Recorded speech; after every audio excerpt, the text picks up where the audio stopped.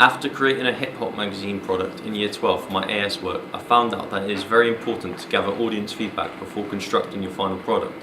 This allows you to create a product that the target audience wants, and therefore you are more likely to receive a positive response to the product, which in turn sells more copies of the magazine. The most effective way of gathering audience feedback is by the use of the website SurveyMonkey.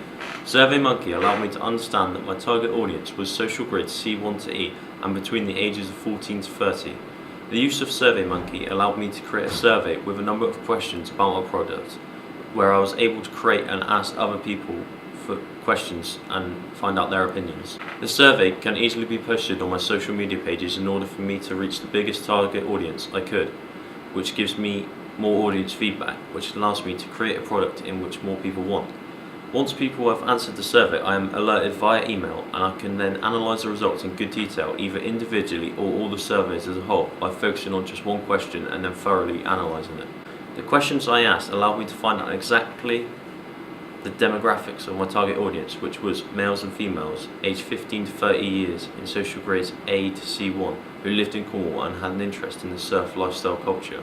I also found out what type of image my target audience wanted featured on all 3 of my magazine pages, as well as the billboard and the images featured on my website. I gave them a varied choice, but it was clear to see that my audience wanted me to follow the common conventions of having a different action shot on each of my pages.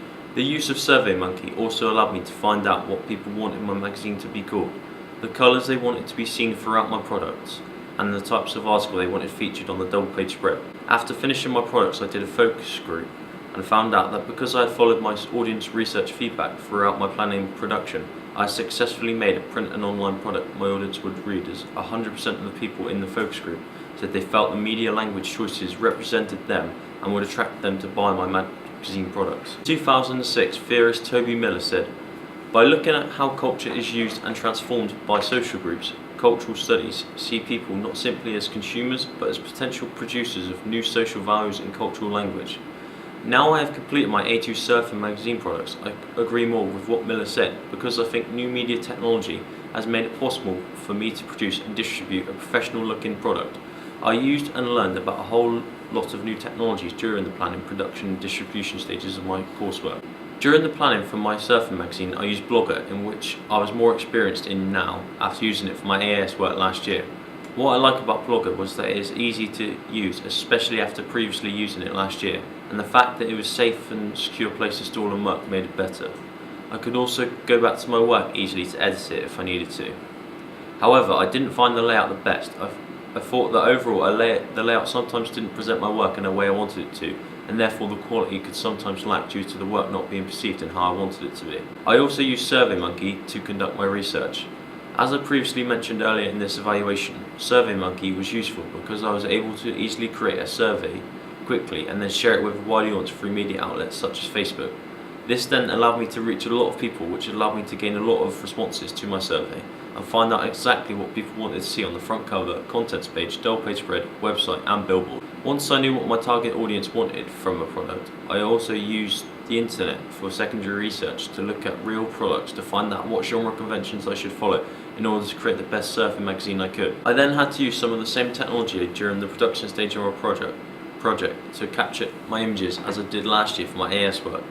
I needed lots of images due to having to cater for 3 magazine pages, my billboard and my website, and completed all of my shoots using the same cameras. The cameras I used was the Canon 5D Mark III, which allowed me to take a very high quality image, and the Canon 6D.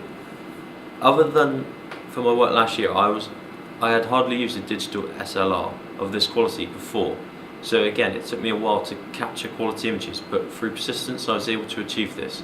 I think after completing shoots at different surfing locations, in college time and my own personal time, and taking a lot of images, I got my final images to a good standard that fitted the conventions of a surfing magazine. What I particularly liked about my final images was how the winter spray, light and filters I used created some really creative light and motion effects that made my images stand out creatively from competing images on established brands. I think my target audience will like the big swell and spray images, as it connotes danger, which males in my audience will find entertaining. This fits Bloomer and Katz' 1973 uses and gratification theory, and Hall's youth theory, as Bloomer and Katz argue people want to be entertained by certain things, and Hall says danger is what entertains young, rebellious males. However, I still think I have a lot to learn when it comes to surf photography. In post-production,